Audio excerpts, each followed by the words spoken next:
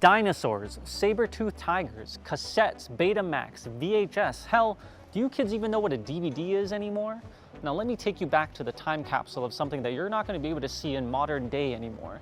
This is Game-QBoxQ3, a preeminent arcade that is encased in amber like Jurassic Park. You don't get to see stuff like this anymore. I'm going to give you a behind the scenes look at what happens when you take new school esport players and put them in an old school setting. Who's going to be the king of all the Street Fighter franchise? Let's find out.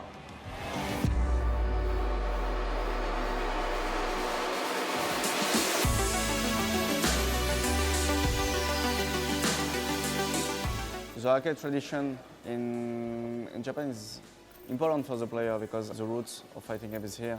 And yesterday, with all the players most of the players of Kumite, we went to a very old style arcade, and we could see that like 80% of the arcade was fighting games, which is not the same at La Tête dans les Nuages in Paris, where we find most of the time very casual game.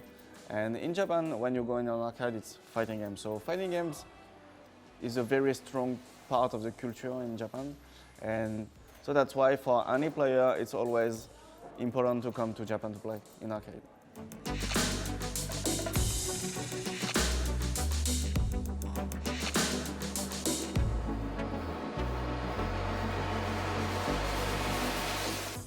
The arcade is good. I think there's a little bit of problem still. Maybe they have to work out. You know, there's still a little bit lag issues in the arcade, but in general, the experience in playing is very good.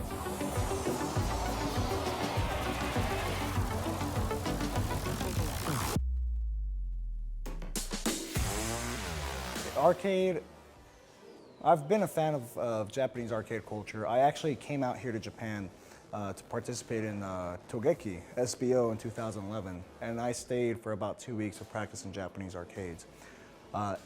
You get the best practice on earth here in the arcades. I don't know about, not so much for Street Fighter V, I feel like a lot of players transition to online, but for other fighting games where the main competition is in arcades, you can't get better competition at all.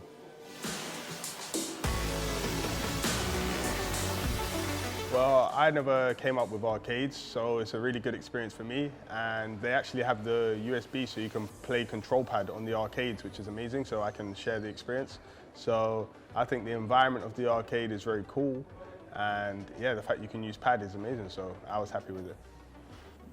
The Japanese tradition of arcades is quite unique to the community here, and it's quite good because, again, it allows you to compete with high-level players in an environment where you face-to-face, socialize, and kind of enjoy the environment, enjoy playing in a setting that you wouldn't normally in other countries.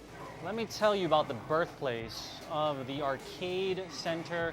It starts with here, the beautiful candy cabs. But look at this. They added the MC audio, and this is really the origins of esport casting. I mean, they were shouting on these KTV machines that they repurposed for MCing. They've got DVDs to record the matches over here.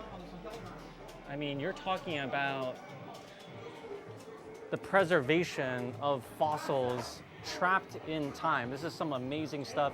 You've got the CRTVs, of course, playing the GOAT game of all, Third Strike. So let me show you something really crazy that everyone in the arcade really aimed for.